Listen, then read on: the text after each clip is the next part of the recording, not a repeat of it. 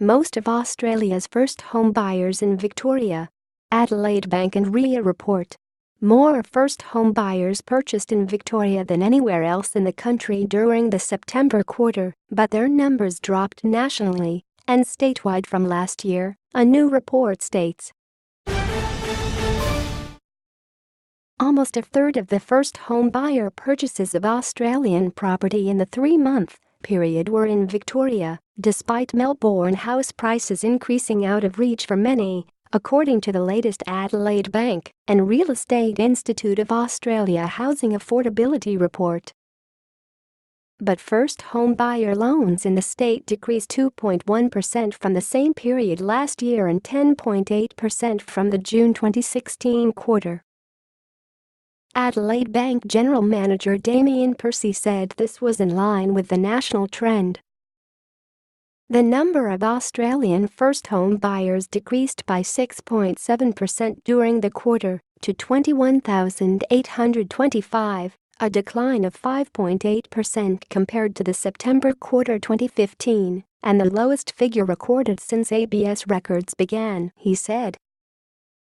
To give this some sense of perspective, the number of first home buyers for the quarter has dwindled to a figure now equivalent to the number of lions believed to be left in the wild.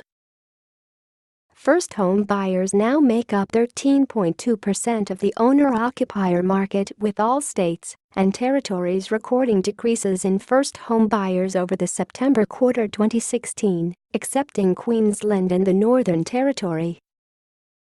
This is the lowest figure since the ABS series was commenced in June 1991 and compares to an average of 18.5% over the period. Comparatively, first home buyers made up a 14.7% share of Victoria's owner-occupier market. The state's outlook for affordability was better than in New South Wales, which remained the least affordable state to buy or rent a home in. First home buyers made up just 7.9% of that state's owner-occupier market.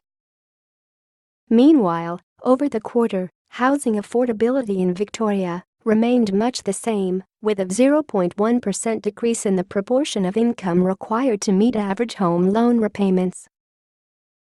The 30.9% of income needed was an improvement on last year's 34%. And slightly higher than the national figure of 29.5%.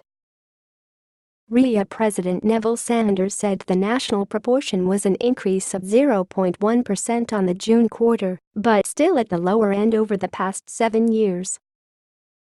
Unfortunately, historically low interest rates were unable to offset the increasing size of mortgages, he said. Modestly rising incomes offset the increased repayments, resulting in the rise in the proportion of the median family income required to meet average monthly loan repayments. Scott.Carbines@news.com.au